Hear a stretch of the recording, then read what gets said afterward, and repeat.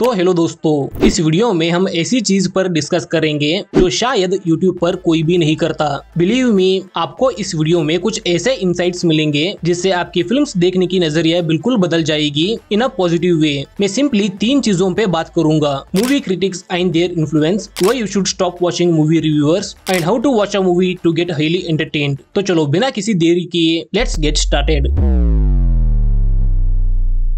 Movie critics and their influence. Film criticism can be divided into 2 categories. Academic criticism, जिससे इस video के title और thumbnail से कुछ लेना देना नहीं। जर्नलिस्टिक क्रिटिसिज्म, अभी इस पे डिस्कस करते हैं। तो दोस्तों, फिल्में बनना शुरू हुई थी from around late 1890s and film criticism as a professional job from around 1920s। उस जमाने में कुछ लोग not so popular newspapers and magazines के लिए रिव्यूज दे रहे थे, जिनको लोग पसंद करके पढ़ भी रहे थे। इसीलिए major popular publications film critics को हायर करने लगे for movie reviews. Film reviews तो पहले से ही रही है, just from time to time present करने की स्टाइल और प्लेटफॉर्म बदलते आई है। पहले कुछ न्यूज़पेपर्स और मैगजीन्स में आया करते थे, फिर रेडियो में, उसके बाद टीवी पर, अभी कुछ वेबसाइट्स और यूट्यूब पर मेन स्ट्रीम है। Films are made for entertainment, but for critics films are always more than just entertainment. Film critics का काम ही यही है कि फिल्मों को क्रिटिसाइज, एनालाइज और इवेल्युएट करना। जब फिल्म क्रिटिक्स की डेफिनेशन ही इतनी नेगेटिव साउंड कर रही है, तो फिल्म मेकर्स इनको क्रिटिसाइज करने कैसे देते हैं और ऑडियंस इनको क्यों ही देखे?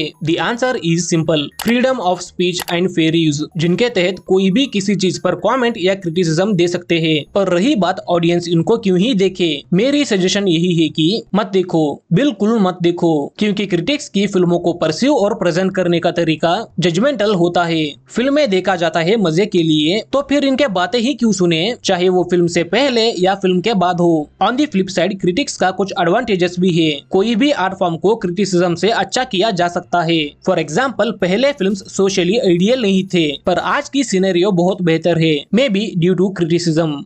Why you should stop watching movie reviewers. Film reviewers का मेन काम ये ही कि थोड़ी फिल्म की बेसिक प्रीमाइस के बारे में बताकर उसके मेरिट्स एंड फ्लॉज बताना, उसके बाद ऑडियंस को यह डिसाइड करने में हेल्प करना कि वो पर्टिकुलर फिल्म को थिएटर में जाके देखे या OTT पर आने तक रुके या फिर स्किप ही कर दे। मूवी रिव्यूज मत देखा करो, मैं इसीलिए कहता हूँ because movie reviews are always subjective. आप किसी भी फिल्म को पसंद करोगे या नहीं करोगे based on your maturity, upbringing, region etcetera. Maturity के बारे में बात करें तो हेरा फेरी, भागम भाग, वेलकम, चेन्नई एक्सप्रेस, ये सब बढ़िया फिल्में हैं, सब ने बचपन में एंजॉय किया है। अगर आज ये फिल्मों को रिविजिट करें तो थोड़ी सीन्स अनफनी तो लगेंगे, बट वो सब इग्नोर करके हम फिर भी मजे लेते हैं। लेकिन यही मूवीज आज की टाइम में रिलीज होते तो बॉक्स ऑफिस का तो नहीं पता। रिव्यूअर्स 4 पॉजिटिव्स 4 नेगेटिव्स गिनाकर एवरेज है भाई, मिड है भाई जरूर बोलते।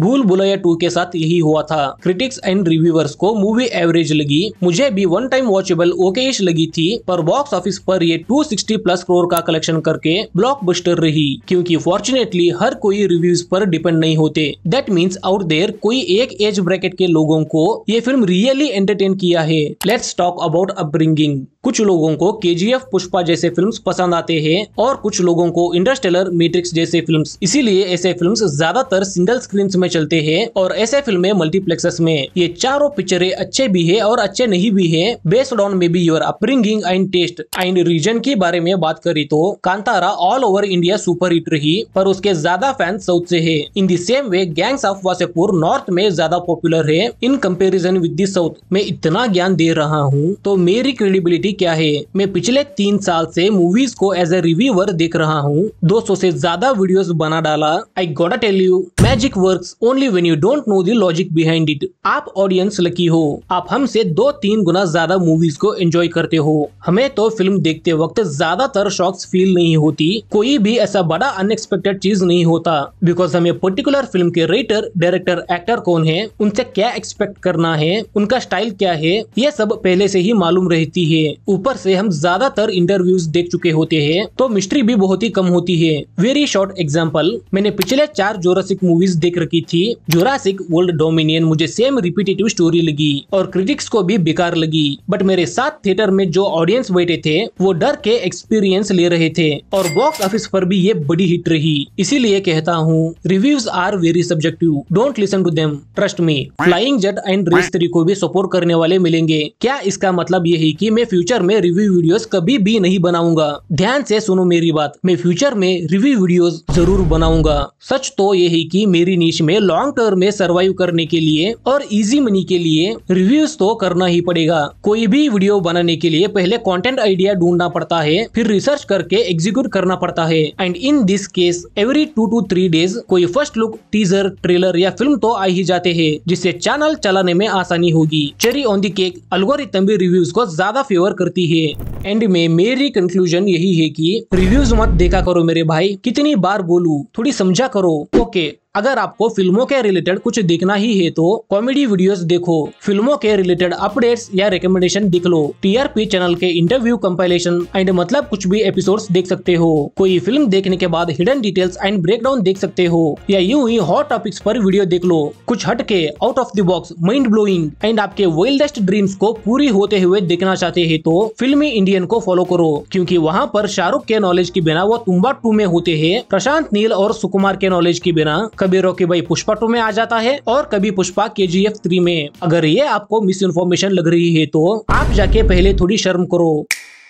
चलो अभी इतना ज्ञान पहले दिया है तो ये भी बताऊंगा कि how to watch a movie to get highly entertained. पहली बात तो ये जो तू टिकटॉक चलती है, पहली बात तो ये है कि biggest possible screen and best sound system के साथ मूवीज को एक्सपीरियंस कीजिए। सिंपली बोलो तो थिएटर्स में जाके देखो। अगर आपको लगता है कि किसी पर्टिकुलर फिल्म को आप OTT पर ही मजे ले सकते हैं तो फिर भी biggest possible screen plus best possible sound system के साथ देखिए। ये बेसिक सी चीज आपको पहले से ही पता थी तो अच्छी बात है। सेकेंड पॉइंट ये है कि आप कोई भी टीजर या ट्रेलर को 1-2 बार ही ऊपर से देखकर छोड़ देना और उसके बाद कोई भी रिव्यूज, रिएक्शन और स्पेशली ब्रेकडाउन तो मत ही देखना। ये सब फॉलो करने के बाद आपकी मूवी देखने की एक्सपीरियंस बिल्कुल बढ़ जाएगी। पर आपको कैसे पता चलेगा कि कोई अच्छी फिल्म्स या शोज आई है? बिलीव मी, इस इंटरनेट की दुनिया में आपको कहीं न कहीं से तो बज़ फील हो ही जाएगी, या फिर रिकमेंडेशन के लिए दोस्तों तो है ही। सबसे इफेक्टिव तरीका ये है कि आप जब भी कोई टीजर या ट्रेलर की रिव्यू वीडियो के थंबनेल देखते हो, पहले जाके उस टीजर या ट्रेलर देख लो। उससे आपको पता चल जाएगा कि वो मूवी आपके लिए है या नहीं है। तो दोस्तों, ये रही मेरी video on the dark reality of movie reviewers. आपके ओपिनियन में जानना चाहूंगा कमेंट्स में। ऐसी और इंटरेस्टिंग फिल्मी वीडियोस के लिए please like, share and subscribe.